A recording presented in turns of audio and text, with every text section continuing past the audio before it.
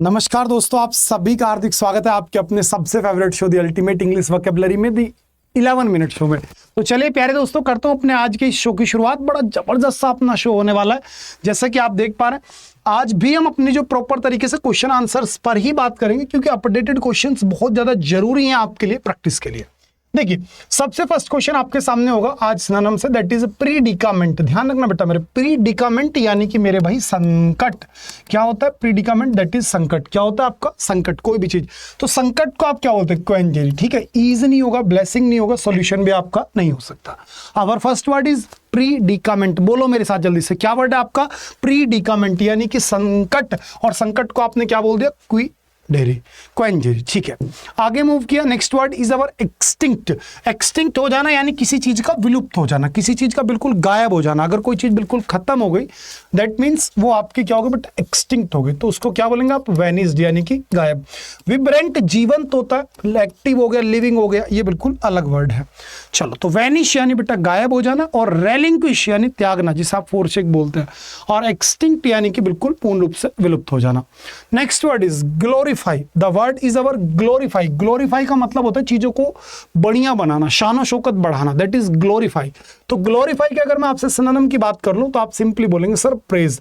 क्या बोलने वाले हैं आप? सिंपली बोलेंगे प्रेज। भाई ग्लोरीफाई किया आपने, चीजों को बढ़ाया, तो आपने उसको क्या किया? प्रेज किया। जैसे कि मैंने प्रेज के लिए आपको वर्ड क्लियर किए हुए हैं, याद करो जल्दी से, कि एडमायर, एक्लेम, आपका extol, exalt, glorify, to hail, loud, applaud, kudos, ये सभी वर्ड्स मैंने आपको पहले से बढ़िया तरीके से क्लियर किए हुए हैं।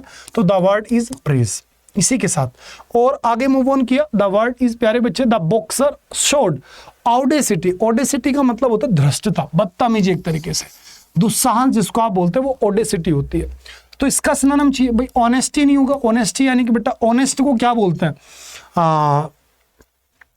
ऑनेस्ट को आप क्या बोलते हैं बेटा जी? उसे बोलते हैं मेरे प्यारे बच्चे safe and square. Next, desperation बिल्कुल नहीं होगा। करेज होगा, रेपरेशन होगा। तो करेक्ट आंसर विल बी करेज। क्या मेरे भाई? करेज होगा। ठीक है, रेपरेशन की बात करूं तो रेपरेशन आपका कहां से निकलता है? Fair and square. ऑनेस्ट को बोलते हैं बेटा फेयर एंड स्क्वायर। ठीक है, रेपरेशन वर्ड निकलता है रिपेयर से, दैट इज मरम्मत से रिलेटेड है आपका रेपरेशन। ठीक है जी, ध्यान रखना आप सभी।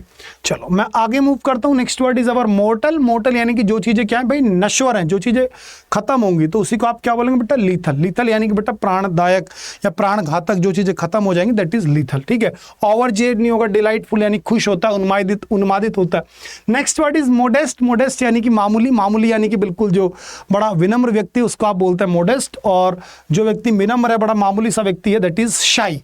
ठीक है, ड्राई नहीं होगा, हॉरिफिक डरावना होता है, करेजियस साहसी होता है। Next word is our sustainable. आपने कई बार मेरे मुंह से वर्ड सुना होगा कि आपको सस्टेनेबल डेवलपमेंट पर फोकस करना चाहिए, यानी कि सतत विकास पर फोकस करना चाहिए। तो सस्टेनेबल यानी कि बेटा जो चीज कॉन्टिन्यूस चल रही है, तो कॉन्टिन्यूस चल रही है यानी कि वास्ट, रेयर, इम्पेरिशेबल या फिर आपका अनसूटेबल। तो आपका आंसर होगा इम्पेरिशेबल, यानी कि जो अविनाशी है, जिन चीजों का खत्म नहीं हो रहा। ठीक है, जो चीजें खत्म नहीं हो रही। नेक्स्ट वर्ड पर आ गया। Next word is our predators. Predators यानी बेटा दरिंदे, जो कि दूसरे पर निर्भर होते हैं, उन्हीं को बोलते हैं predator.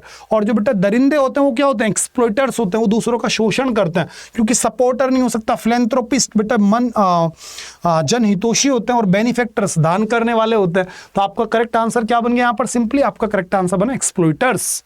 Next word is fragile. Fragile हो, फ्राइल हो या फिर डेलिकेट हो, तीनों का मतलब होता है नाजुक, क्षणभंगुर, जो चीजें आसानी से खत्म हो सकती हैं, वही क्या होती है? आपकी फ्रेजाइल होती है, वही आपकी डेलिकेट होती है, वही आपकी फ्राइल होती है, वही आपकी फीबल होती है। ठीक है जी, ध्यान रखना। और फेनेटिक बेटा कट्टर होता है, जिसको आप ऑब्स्टिनेट, बिगॉट, स्टबर्न, ठीक है ना, बहुत सारे वर्ड आप लेकर के यहाँ पर आते हैं। आगे मूव किया। नेक्स्ट वर्ड इज बेटा क्रेडिबल। क्रेडिबल यानी कि विश्वसनीय, और जो व्यक्ति विश्वसनीय होगा वो आपके लिए क्या है बेटा? डिपेंडेबल, यानी कि आप उस पर थोड़े निर्भर तो रहोगे। कमेंडेबल प्रशंसनीय होता है। डिटैचेबल बेटा जो घृणित होता है। और डाइजेस्टिबल, जिसको आप डाइजेस्ट कर सकते हो। और जो चीज पीने योग्य होती है उसको आप क्या बोलते हो? पोर्टेबल।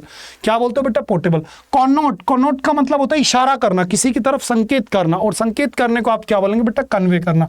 क्रिटिसाइज आलोचना करना हो गया। केयर आप करते ही हैं बहुत बढ़िया से अपनी खुद की। ठीक है जी, तो आगे बढ़ते हैं अपने नेक्स्ट वर्ड की तरफ। नेक्स्ट इज प्यारे बच्चे आपका वन वर्ड्स, और वन वर्ड्स में पहला वर्ड आपको मिला चेंजिंग सीक्रेट और coded message in are readable form. आप हमेशा कोडिंग से डिकोडिंग करते हो ना, आप रीजनिंग में पढ़ते हो कोडिंग डिकोडिंग, तो वहाँ डिकोड किया जाता है, उसको आप एनकोड करते हो। क्या करते हो आप? उसी को बेटा एनकोड करते हो। तो एनकोड की जगह आपका यहाँ क्या होगा बेटा? डिकोड करना, ठीक है ना। एनकोड डिकोड, तो आपका क्या होगा? डिकोड होगा, ठीक है। एनकोड यानी चीजों को कोड में बदलना, और कोड को जब आप अपनी भाषा में बदल लो दैट इज डिकोड कर रहे हो। Next word is our, next word is प्यारे बच्चे आपके सामने आ गया, इंजॉइंग और अफोर्डिंग वार्म सिक्योर शेल्टर और cover and opportunity for ease and contentment. यानी कि जब आप कहीं पर जाकर के बोले बड़े बढ़िया से आराम से शांतिपूर्वक जीवन जिए, तो उसको आप बोलते हैं बेटा उस जगह को स्नग। स्नग यानी कि आरामदायक, आरामदेह जगह, जहां पर आपको पूरा एक तरीके से बढ़िया से आराम मिले, दैट इज स्नग, ठीक है। ईजफुल नहीं होगा, अनडिस्टर्ब्ड नहीं होगा आपका, और अनटोल ट्रबल्ड भी नहीं होगा आपको। Next, kind, generous and forgiving. देखो सारे सिनोनिम्स आपको मिल गए, और इन्हीं का एक सिनोनिम आपको क्या मिल गया? सिनोनिम मैग्नेनिमस, यानी कि उदार। कोई भी एक ऐसा व्यक्ति जो कि काइंड है, दयालु है, जेनरस है, उदार है, और फॉरगिविंग है यानी कि माफ कर देने वाला व्यक्ति है, तो उसी को आपने क्या बोलना है? मैग्नेनिमस यानी कि उदार, ठीक है। पोर्टेंशियस नहीं होगा आपका, पोर्टेंशियस, ठीक है। पोर्टेंशियस मतलब कि बेटा अमंगल, ठीक है। और ग्रैंडिलोक्वेंट यानी कि एक तरीके से जो चीजें बड़ी आडंबरपूर्ण होती है उसको आप बोलते हैं ग्रैंडिलोक्वेंट। और मैग्निफिशेंट यानी लाभदायक, तो आपका आंसर क्या होगा? मैग्नेनिमस। नेक्स्ट वर्ड पर आ गया, too strong to be defeated और चेंज्ड। कोई भी एक ऐसी चीज जिसको आप ना पराजित कर सकते हो ना आप उसे एक तरीके से चेंज कर सकते हो, दैट इज इनअविटेबल यानी कि अटल। क्या होगा मेरे भाई? अटल होगा। Next word is which can not be read, जिसको पढ़ा ही नहीं जा सकता, दैट इज मेरे प्यारे इलिजिबल यानी कि अस्पष्ट, एक तरीके से अपठनीय। Next, the murder of a large number of people from a particular nation और इथनिक ग्रुप। ध्यान से सुनना, ये बहुत इंपॉर्टेंट वर्ड है कि जब आप एक ही समय पर एक विशेष धर्म के लोगों की हत्या कर दें, और इसलिए कि धर्म के नाम पर एक तरीके से, तो उसको आप क्या बोलोगे बेटा? तो वो आपकी हो जाएगी सिंपली ऑनर किलिंग। नहीं होगा बेटा, ये गलत आंसर लिख रहा है, इसमें इथनिक क्लींसिंग होना चाहिए था आपका, ठीक है। परफेक्ट आंसर आपका होना चाहिए था बेटा इथनिक क्लींसिंग। लेकिन अगर इथनिक क्लींसिंग नहीं तो आप फिर इसको जीनोसाइड लेंगे। क्या लेंगे प्यारे बच्चे? आप इसको जीनोसाइड लेंगे, ठीक है। ध्यान रखना, जब आप किसी विशेष समुदाय के लोगों को बहुत बड़े लेवल पर बहुत बड़ी संख्या मार देते हैं, दैट इज जीनोसाइड। और इसके लिए जैसे आपने इथनिक वर्ड लिखा तो यहां बोलते हैं आप इथनिक क्लींसिंग, ठीक है। जीरेंटोसाइड बेटा किसी बुजुर्ग व्यक्ति की हत्या करना, और मैरिटिसाइड यानी किसी पति की हत्या कर देना, और ऑनर किलिंग तो वर्ड ही अलग है। Next, one who doesn't drink alcohol, पढ़ा रखा है बहुत बढ़िया सा, टी टोटलर होता है भैया। कौन होता है बेटा? टी टोटलर होता है। Next word is our something that something belonging to or serving from an earlier time, जो बहुत पुराने समय से चली आ रही है, that is relic। क्या बोलेंगे आप उसी को? relic, यानी कि बहुत प्राचीन है जो कि। Next word is our, next word is अवर मेरे प्यारे बच्चों। और सुनो, रैलिक जो वर्ड होता है, रैलिक वर्ड का मतलब होता है निशानी। रैलिक वर्ड का मीनिंग क्या होता है आपका? रैलिक वर्ड का मतलब होता है निशानी, यानी जिस चीज की आप निशानी देखते हो दैट इज रैलिक, ठीक है। रुइन, बर्बाद हो जाना, डायनासोर नहीं होगा, वेस्टिज नहीं होगा आपका।